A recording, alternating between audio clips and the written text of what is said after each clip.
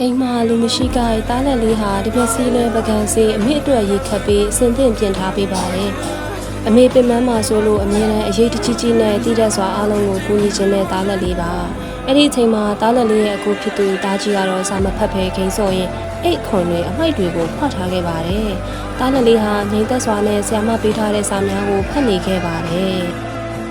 အမေကပင်မနဲ့ပြန်လာချိန်တားလက်လေးကရေတိုက်ဖို့အမေစီသွားပင်မနေတဲ့အမေကအမိုက်တင်မြင်လို့အယမ်းစိတ်ဆိုးသွားပါတယ်။တားကြီးကိုမစူပဲသူ့နားမှာအလိုက်တတိအမြဲရှိနေတဲ့တားလက်ကိုပဲနင်ကတော့ငါမျက်စိရှိအမြင်မတော်အောင်ရှုပ်နေတာပဲ။ဟိုမှာနင့်ကိုစာကြည့်နေတယ်မမြင်ဘူးလားထွက်သွားလို့စူလိုက်ပါတယ်။